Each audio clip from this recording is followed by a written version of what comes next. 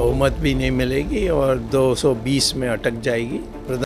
अच्छा सर, ये बताइए, अभी पहले तो चूंकि इलेक्शन का सीजन चल रहा है जी। आपकी प्रिडिक्शन क्या है, और आप जो चीज़ें सुन रहे हैं, देख रहे हैं, आपको क्या लग रहा है, क्या हो रहा है इस चुनाव में?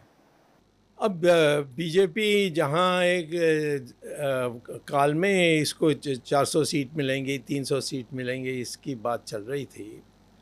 मैं समझता हूं कि मेजॉरिटी भी नहीं मिलेगी, ओह। बहुमत भी नहीं मिलेगी और 220 में अटक जाएगी।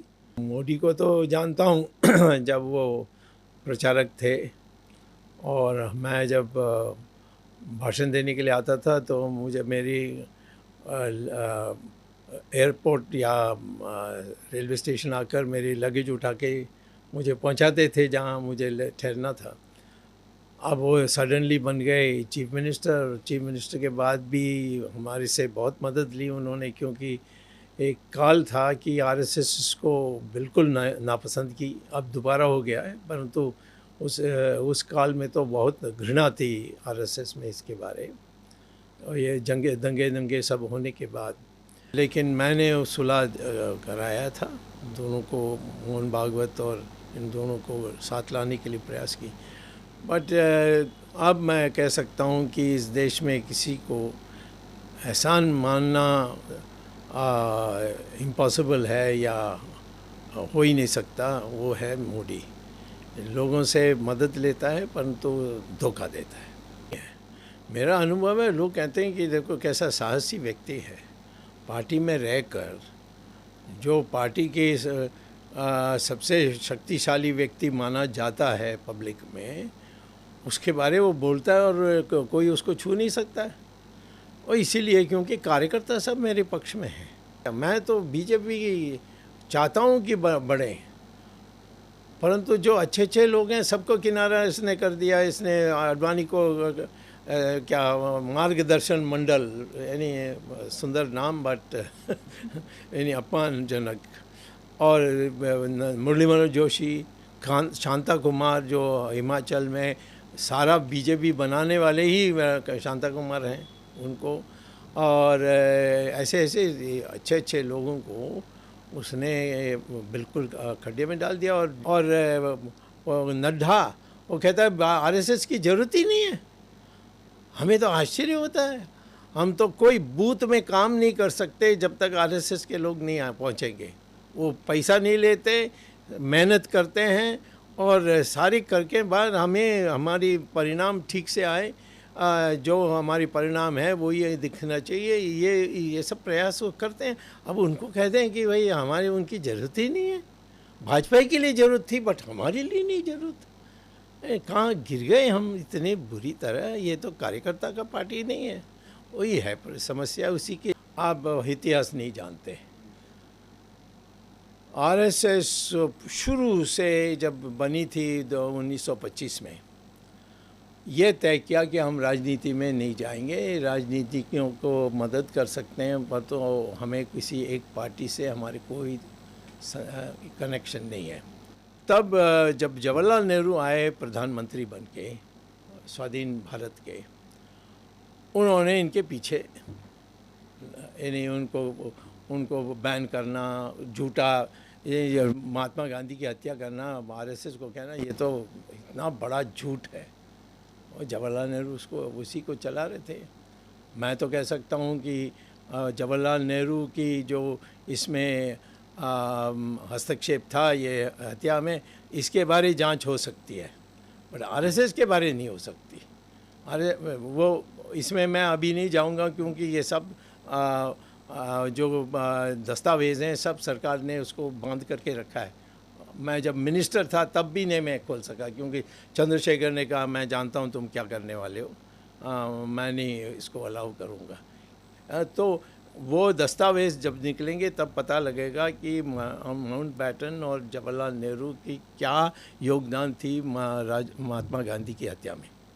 और उसमें मैं अब जाने की कोई फ़ायदा नहीं है, क्योंकि मेरे पास सबूत को देने के लिए नहीं है। कोई नहीं बचा है। सोनिया गांधी बची, उसको मैंने कटघरे में खड़ा कर दिया है।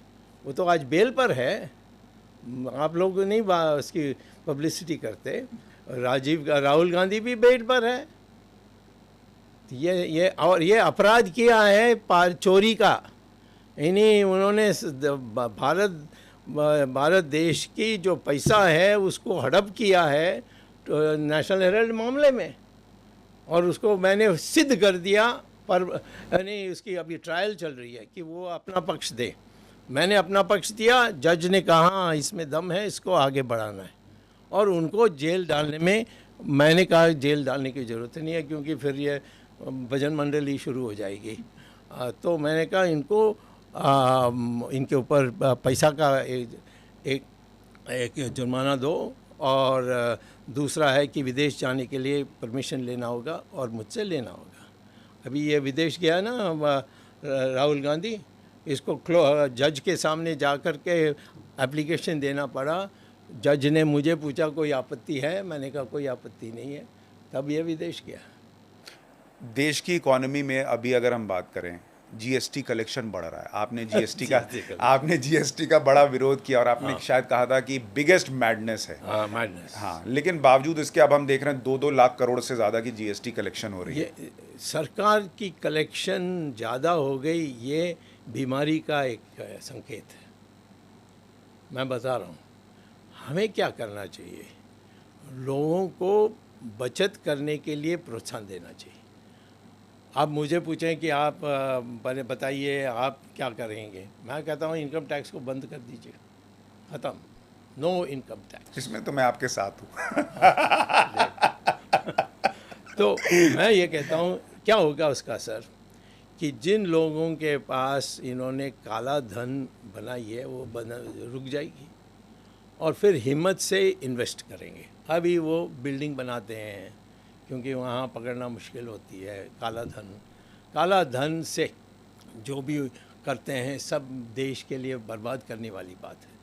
तो सबको, हमारे पास मशीनरी नहीं है कलेक्ट करने के लिए।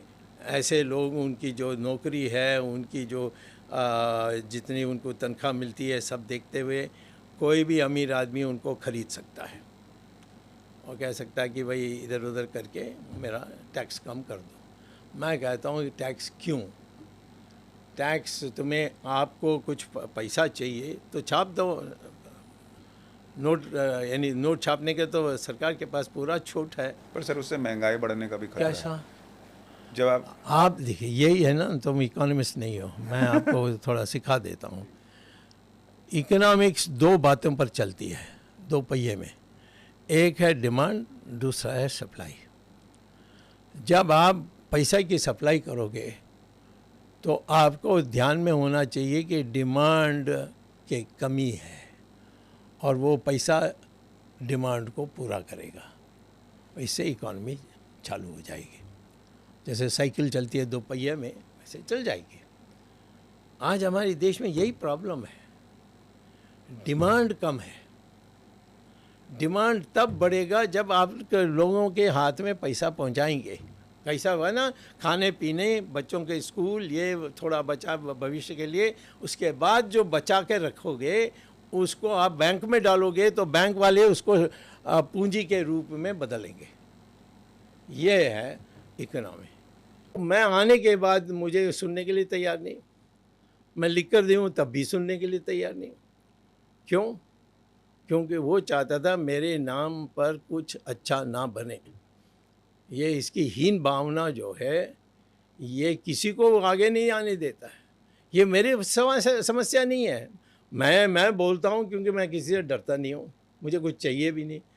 और नितिन गडकरी कितना अच्छा काम किया उसने, उसकी क्या कर दिया हालत इसने। पर नितिन गडकरी का तो बहुत नाम है सर देश भर में। देश भर नाम है, परंतु उसको कुछ करने दिया है? उसको तो डिप्टी पीएम बनाना चाहिए था, वो तो पहले पार्टी का प्रेसिडेंट था, उसको क्यों नहीं बनाया? राजनाथ यानी गडकरी तो इधर उधर कुछ बोल देता है, बट राजनाथ तो बिल्कुल।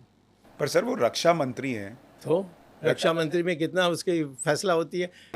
आज की डेट में राहुल गांधी को पसंद क्यों नहीं करते हैं? वो राजीव गांधी का बेटा है, कभी दिखाया नहीं।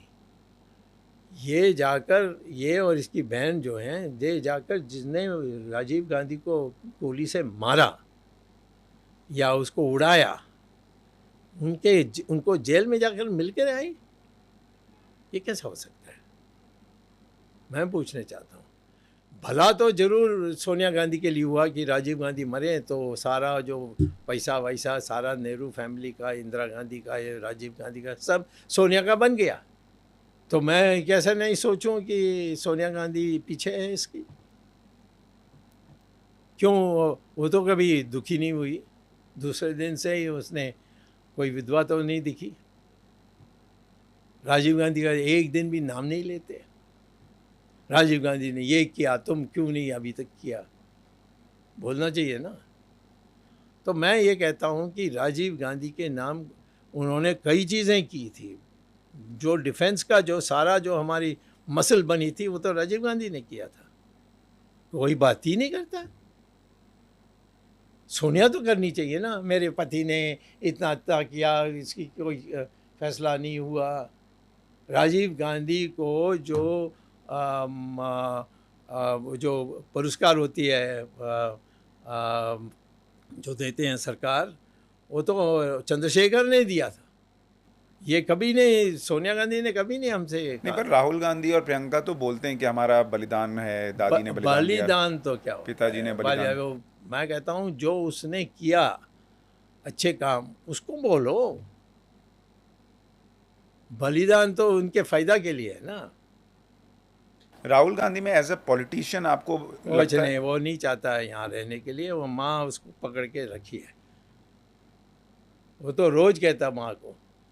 उसने झूठा ब्रिटिश सिटीजनशिप की एक कंपनी चलाई थी, मैंने वो पकड़ लिया था। ये नरेंद्र मोदी ने होने नहीं दिया। मैं तो इसको छुट्टी करने वाला था पार्लियामेंट से। पार्लियामेंट में मैंने पेश किया, फिर बाद में मैंने पेश किया हमारे राजनाथ से। राजनाथ ने नोटिस भेज दी और राजनाथ को हटा दिया, उसको डिफेंस में भेज दिया।